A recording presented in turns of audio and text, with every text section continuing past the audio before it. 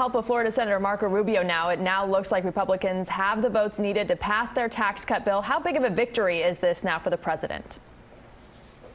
Well, it's an enormous victory on the legislative front. The president has had successes in certain cabinet agencies and with certain things that a president has control over. But this is the biggest legislative victory for the president's side since he's been in office. And there were some moments of peril for this legislation, so it wasn't a simple and easy path to the end. And this is quite helpful in a week where the loss in the Senate race in Alabama will change the shape of the Senate in next year, making it even more complicated to get legislation through.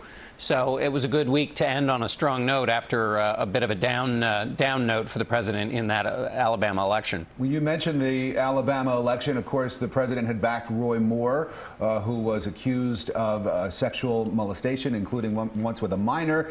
And now we have renewed calls to investigate sexual misconduct charges that had been leveled against the president, dating back to the campaign. So how is the Me Too movement impacting the political landscape in Washington? Well, it certainly impacted Congress, and we've seen it with last week. 3 members of Congress were forced out this week. Another announced that he wasn't running for re-election again. Blake Farenthold of Texas. So it's changing Congress, and it's renewed questions about the president, but there's no real mechanism at the moment for even a re-examination of that conversation. It's not something that's going to be brought up in Congress, and other than press conferences and then denials from the White House, that's not going to really get any further. There is a civil case against the president being adjudicated in New York from one of his accusers. The White House, or I should say the president's lawyer, argues, as previous presidents have, including most notably Bill Clinton, that you can't sue a president in civil court while he's still president and gets in the way of him doing his job. So it'll be interesting to see how the New York judge rules on that.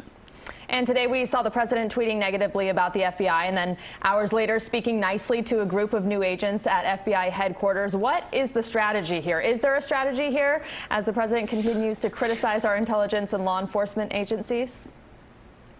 Well, I don't know if there's a particular strategy, and you never want to guess. I think the president certainly has been critical of the previous FBI director, James Comey, to the extent that there are FBI agents or former agents who were involved in investigating both any collusion between the Russian government, which interfered in the election, and the Trump campaign, or any questions of obstruction of justice.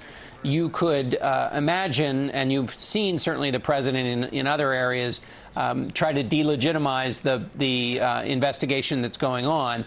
On the other hand, he's presented himself as a law and order president, and certainly the FBI is central to that task. So in this case, he sort of has one foot on the brake and one foot on the gas. Well, we'll be watching along with you. Thanks as always, John Dickerson, moderator of Face the Nation here on CBS. And remember to tune in or set your DVR. Face the Nation airs Sunday mornings at 10:30.